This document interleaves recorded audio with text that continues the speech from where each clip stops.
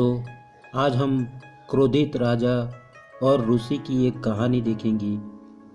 दोस्तों, ढोलकपुर नाम के साम्राज्य में एक जाने माने ऋषि रहते थे, जो लोगों का भाग्य बताने के लिए प्रसिद्ध थे। उस राज्य का हर व्यक्ति उन प्रसिद्ध ऋषि व उनके कौशल के बारे में जानता था। एक दिन उस ऋषि के बारे में वहाँ के राजा को भी पता चला। राजा के मन में भी अपने भविष्य को जानने की इच्छा होने लगी। इसी के चलते उसने अपने सैनिकों को ऋषि के पास भेजा और पूरे सादर सम्मान से उन्हें महल लेकर आने का आदेश व आमंत्रण दिया। राजा की आज्ञा के अनुसार सैनिक ऋषि के पास गए और ऋषि को राजा का आमंत्रण सुनाते हुए उनसे महल चलने की प्रार्थना करने लगे। ऋषि भी सैनिकों के साथ महल चलने के लिए तैयार हो गए।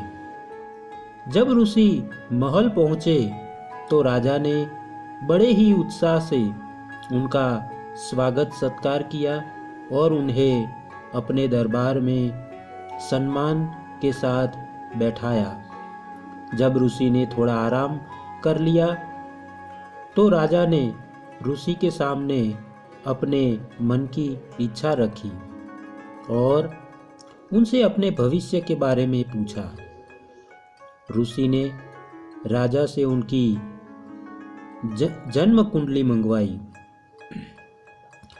और उसे ध्यान से देखने लगे। कुछ देर तक राजा की कुंडली देखने के बाद प्रसिद्ध ऋषि ने राजा को बताया कि भविष्य में उनका भाग्य आशीर्वाद भरा हुआ है और जीवन में सब कुछ अच्छा ही होगा।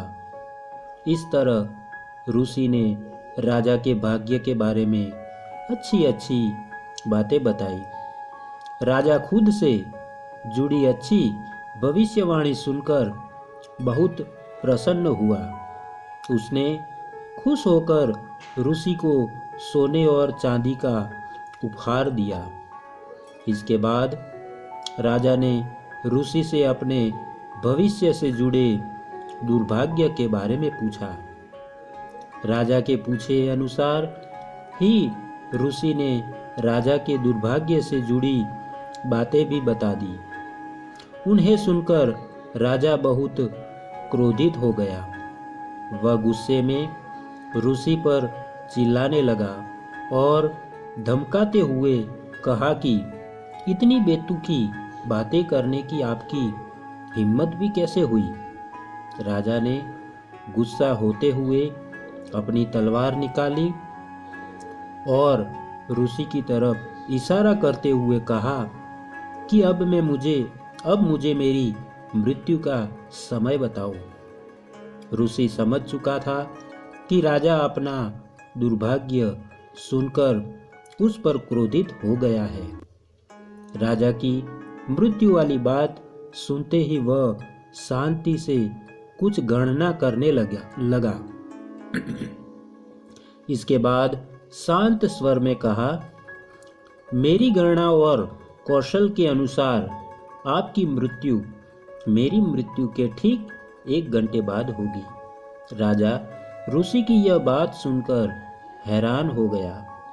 अब उसे अपनी गलती का एहसास होने लगा। उसने तुरंत अपनी तलवार नीचे रखी और ऋषि के साथ किए गए अपने दुर्व्यवहार के लिए उनसे माफी मांगी। बाद में राजा ने ऋषि को ढेर सारा धन दिया और उन्हें वापस कुटिया में आदर व सम्मान के साथ भेज दिया।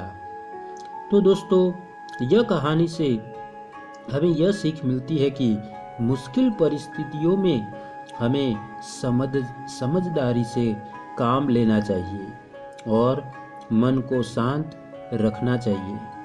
यह हुनर हमें हर परेशानी से बाहर निकाल सकता है। आशा करता हूँ दोस्तों आप सबको हमारी कहानी अच्छी लगी होगी। धन्यवाद दोस्तों। अगर आपको यह कहानी अच्छी लगी है तो एक लाइक और एक शेयर ज़रूर करना दोस्तों चैनल को सब्सक्राइब करना मत भूलना। आपके प्यार को इसी तरह देते रहना, क्योंकि हम आपके लिए इसी तरह की अच्छी और मनपसंद कहानियाँ लाते रहे। धन्यवाद दोस्तों। फिर मिलेंगे एक और नई कहानी के साथ। तब तक के लिए आप सबको हमारा धन्यवाद। जय हिंद।